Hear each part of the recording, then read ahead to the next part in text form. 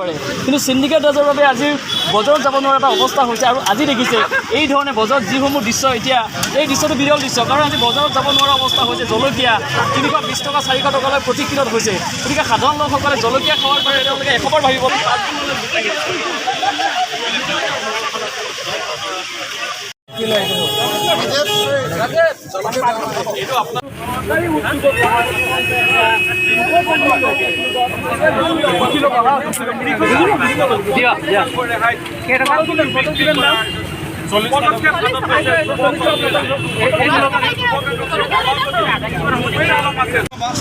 নালাগে হ্যাঁ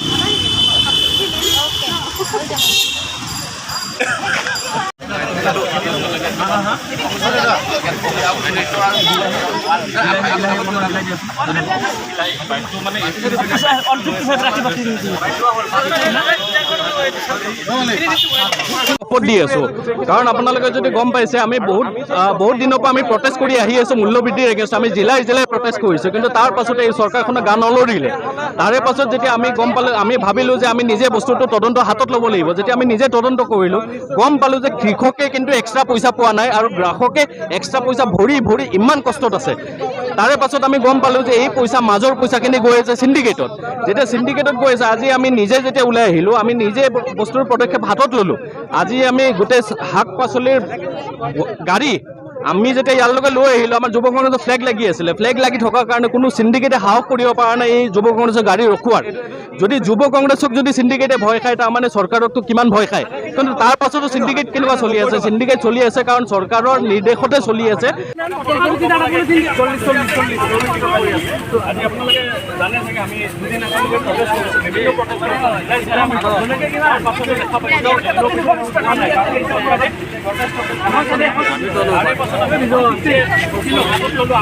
ব্যতিক্ৰমী পদক্ষেপ বজাৰত মূল্য বৃদ্ধি কিন্তু তাৰ পিছত বিশেষ পদক্ষেপ লৈ যুৱ কংগ্ৰেছে এখন বিশেষ বজাৰৰ আয়োজন কৰিছে আজি আমি যি বজাৰৰ আয়োজন কৰিছোঁ যুৱ কংগ্ৰেছৰ ফালৰ পৰা এই বজাৰৰ জৰিয়তে অসমৰ ৰাইজক আমি এটা প্ৰকৃত প্ৰতিশ্ৰুতি দেখাবলৈ আমি যত্ন কৰিছোঁ আপোনালোকে জানে আজি আপোনালোকে ইতিমধ্যে চাইছে যিটো বজাৰৰ মূল্য আৰু বৰ্তমান আমি যি হাৰত যি মূল্যত আমি ইয়াতে বিক্ৰী কৰি আছোঁ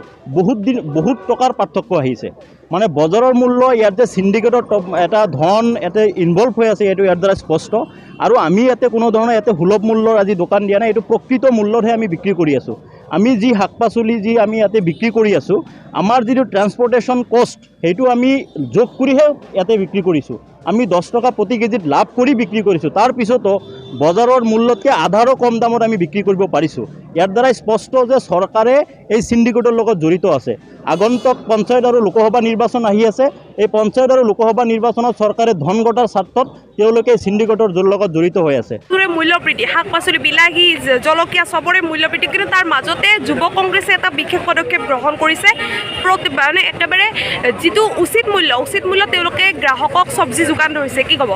কৃষকৰ তলিৰ যিটো মূল্য সেই মূল্যতে কিনে সেই মূল্যকে আজি আমাৰ যুৱ কংগ্ৰেছে প্ৰদেশ যুৱ কংগ্ৰেছে আজি প্ৰতিবাদী এটা শাক পাচলি বিক্ৰী কৰা কাৰ্যসূচী লৈছে চৰকাৰৰ ওচৰত এক প্ৰকাৰে প্ৰতিবাদী কাৰ্যসূচী অন্য হাতেদি জনতাক সকাহ দিয়াৰ কাৰ্যসূচী আজি বস্তুৰ যি মূল্যবৃদ্ধি হৈছে তাক আজি ঘৰৰ গৃহিণীবিলাকে গম পাইছে যিবিলাক ৰজা মহাৰজাৰ বজাৰৰ লগত সম্বন্ধ নাই সেইবিলাকে গম নাপাব আজি প্ৰত্যেকটো খাদ্য সামগ্ৰীৰ পৰা আদি কৰি সাধাৰণ 20 টকীয়া চাউল এটা 50 টকা হ'ল 55 টকা হৈছে আজি তাৰিখত দাইল মিঠাতেলৰ পৰা আদি কৰি বজাৰত জুই চাই দাম কোনোদিন এনেকুৱা শাক পাচলিৰ দাম হোৱা নাছিলে বিলাহী গৈ পেলাই 100-150 টকা জিকা গৈ পেলাই 100 টকা প্ৰত্যেকটো বস্তুৰ যি দাম ৰাইজে আজি কিনি খাব পৰা নাই কিন্তু তেনে এটা মুহূৰ্তত আজি তাৰিখত আমাৰ যোগান বুলি এটা বিভাগ আছে এই যোগান বিভাগৰ আমাৰ যিবিলাক বিষয়া আছে মন্ত্ৰী আছে এইবিলাকৰ কোনো ধৰণৰ তেওঁলোকৰ দায়িত্ব জ্ঞান আমি দেখা নাই আজি অদ্ভুত মন্তব্য কৰে যোগান মন্ত্ৰীয়ে কয় যে বজাৰত মূল্যবৃদ্ধি মোৰ কণ্ট্ৰলত নাই তেখেতে এনেকুৱা মন্তব্য কৰে জিকা গৈ পেলাই 100 টকা নালাগে 5,000 টকা হ'লেও মোৰ একো ক'ব লগা নাই গতিকে এনেকুৱা যদি বিভাগীয় মন্ত্ৰীবিলাক হয় তেনেকুৱা যদি মানুহ মন্ত্ৰীসভাত থাকে তেতিয়াহ'লে অসম মন্ত্ৰীসভাৰ পৰা অসমৰ ৰাইজে ইয়াতকৈ কি বেছি আশা কৰিব পাৰে দুখ লগা মন্তব্য এটা মই পালোঁ যে জিকাৰ কিলো 5,000 টকা হ'লেও মোৰ একো কৰণীয় নাই প্ৰকৃততে আমি ৰাইজৰ প্ৰতিনিধি আৰু বিভাগবিলাক আছে যাতে বিভাগৰ বিষয়াসকলক দিহা পৰামৰ্শ দি ৰাইজৰ এটা সুবিধা হোৱাকৈ বিভাগ সৃষ্টি কৰা হয় যদি একো কামেই নাই যোগান বিভাগটো দপ্তৰটো বন্ধ কৰি দিব লাগে। এনেকুৱা হ'লে মানে মুখ্যমন্ত্ৰী মহোদয়ে কিয় সহ্য কৰি আছে নে তেওঁলোকৰ ৰাজনৈতিক কিবা অংক কৰি পেলাই তেখেতক এনেকুৱা নিকম্মা অকামিলা মন্ত্ৰী কৰি পেলাই ভৱিষ্যতে তেওঁৰ ৰাজনৈতিক কেৰিয়াৰটো ধ্বংস কৰিব বিচাৰিছে মই নাজানো। কিন্তু যোগান মন্ত্ৰী ডাঙৰীয়াৰো এটা